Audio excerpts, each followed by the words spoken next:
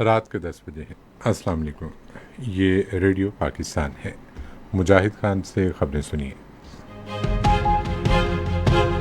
اہم خبروں کا خلاصہ۔ وزیر اعظم نے ٹیکس کے دائرہ کار کو وسعت دے کر عام آدمی پر ٹیکس کا بوجھ کم کرنے کا عزم ظاہر کیا ہے۔ نائب وزیر اعظم نے کھانے پینے کی اشیاء کی فراہمی اور دستیابی یقینی بنانے کے لیے تمام ضروری اقدامات کرنے کی ہدایت کی ہے۔ پاکستان کے حج فلائٹ آپریشن کا دوسرا مرحلہ کل شروع ہوگا۔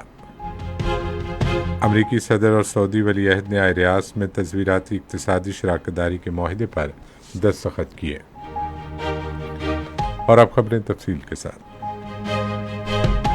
وزیر اعظم شہباز شریف نے ٹیکس دائرہ کار کو وسعت دے کر عام آدمی پر ٹیکس کا بوجھ کم کرنے کا عزم ظاہر کیا ہے۔ انہوں نے اس عزم کا اظہار آج اسلام آباد میں فیڈرل بورڈ آف ریونیو کے ٹیکس دائرہ کار کو بڑھانے اور ٹیکس وصولیوں میں اضافے کے حوالے سے ایک جائزہ اجلاس کی صدارت کرتے ہوئے کیا۔ انہوں نے ہدایت کی کہ ایسے افراد اور شعبے جو ٹیکس ادا کرنے کی استعداد رکھتے ہیں اور ٹیکس نہیں دیتے، انہیں ٹیکس دائرہ کار میں لایا جائے۔ شہباز شریف نے متعلقہ حکام کو ہدایت کی کہ ٹیکس چوری میں ملوث افراد اور شعبوں کے خلاف سخت کارروائی عمل میں لائی جائے۔ وزیر اعظم نے متعلقہ حکام کو ہدایت کی ہے کہ وہ زیر تعمیر دانش اسکولوں اور دانش یونیورسٹی پر کام کی رفتار تیز کریں۔ انہوں نے یہ بات آج اسلام آباد میں 15 نئے دانش اسکولوں کی تعمیر پر پیش رفت کے جائزہ اجلاس کی صدارت کرتے ہوئے کہی۔ انہوں نے کہا کہ دانش اسکولز اور یونیورسٹی ملک کے مستحق لائق طلباء کو اعلیٰ معیار کی تعلیم کی فراہمی کے حوالے سے حکومت کے ترجیحی منصوبے ہیں۔ وزیر اعظم نے ملک بھر کے تمام دانش اسکولز میں اسمارٹ بورڈ کی تنصیب اور ڈیجیٹل لائبریریاں بنانے کی ہدایت کی۔ نائب وزیر اعظم اسحاق ڈار نے کھانے پینے کی اشیاء کی فراہمی اور دستیابی یقینی بنانے کے لیے تمام ضروری اقدامات کرنے کی ہدایت کی ہے۔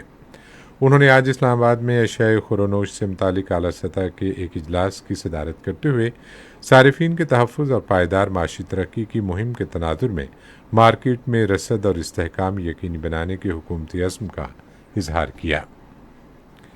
نائب وزیر اعظم اور وزیر خارجہ اسحاق ڈار نے خبردار کیا ہے کہ پانی کا مسئلہ حل کرنے میں ناکامی کو اعلان جنگ تصور کیا جائے گا۔ CNN انٹرویو دیتے ہوئے انہوں نے کہا کہ اگر آئندہ مذاکرات میں پانی کا مسئلہ حل نہ کیا گیا تو پہلے سے ہی غیر یقینی صورتحال سے دوچار جنگ بندی کو خطرہ ہو سکتا ہے۔ انہوں نے کہا کہ 7 مئی کو سرحد پار سے بھارت کے حملوں کے بعد پاکستان کے پاس اپنے دفاع میں حملے کرنے کے سوا اور کوئی راستہ نہیں تھا۔ نائب وزیر اعظم نے بتایا کہ دونوں ملکوں کے درمیان ابھی تک طویل مذاکرات نہیں ہوئے۔ انہوں نے کہا کہ پاکستان طویل مدتی امن و سلامتی کے ایسے حل کا خواہاں ہے جو دونوں فریقوں کے لیے باعث سے عزت ہو۔ اسحاق ڈار نے کشمیر کو علاقائی عدم استحکام کی بڑی وجہ قرار دیتے ہوئے کشمیریوں کو حق خود ارادیت دینے کا مطالبہ کیا۔ نائب وزیر اعظم نے پھر کہا کہ پاکستان پہلگام میں گزشتہ ماہ کے حملے میں ملوث نہیں تھا۔ ان کا کہنا تھا کہ ہم ہر طرح کی دہشت گردی کی مذمت کرتے ہیں۔ اسحاق ڈار نے کہا کہ میں سمجھتا ہوں کہ امریکی صدر ڈونلڈ ٹرمپ نے پاکستان کی انسداد دہشت گردی کی کوششوں کی حمایت کی ہے۔ منصوبہ بندی کے وزیر احسن اقبال نے پاکستان کی افرادی قوت کی حقیقی استعداد کار کو بروئے کار لانے کی خاطر سب کے لیے یکساں مواقع پیدا کرنے کی ضرورت پر زور دیا ہے۔ وہ آج اسلام آباد میں موسمیاتی تبدیلی کے وزیر مصدق ملک کے ہمراہ اعلیٰ سطح کے ایک اجلاس کی مشترکہ طور پر صدارت کر رہے تھے۔ احسن اقبال نے نیا انتظامی سروس کیڈر پیدا کرنے کی تجویز دی جس سے مڈ کیریئر آفیسرز کو ان کی مہارت اور دلچسپی کے مطابق خدمات انجام دینے کے مواقع میسر آئیں گے۔ مصدق ملک نے کہا کہ ایسی اصلاحات بے معنی ہوتی ہیں جس کے ذریعے کارکردگی میں بہتری نہ آئے۔ پاکستان کی حج پروازوں کا دوسرا مرحلہ کل شروع ہوگا۔ یہ بات آج مکہ مکرمہ میں ڈائریکٹر جنرل حج عبدالوہاب سومرو نے ریڈیو پاکستان کے نمائندے عبدالرحمان چیمہ کو خصوصی انٹرویو دیتے ہوئے کہی۔ انہوں نے کہا کہ 633 عازمین حج مکہ روٹ اقدام کے تحت کل 2 پروازوں کے ذریعے جدہ پہنچیں گے۔ انہوں نے عازمین کو جدید ترین سہولتیں فراہم کرنے کے عزم کا اعادہ کیا۔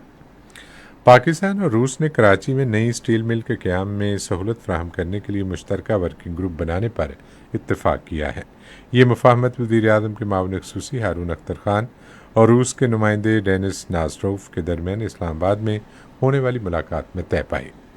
ملاقات کے دوران ہارون اختر خان نے پاکستان اور روس کے درمیان اسٹیل کی صنعت میں شاندار تعاون کے امکانات پر روشنی ڈالی، جس سے دونوں ممالک کو فائدہ پہنچ سکتا ہے۔ انہوں نے روس کے تمام کاروباری افراد کو پاکستان میں سرمایہ کاری کے مواقع تلاش کرنے کی دعوت بھی دی۔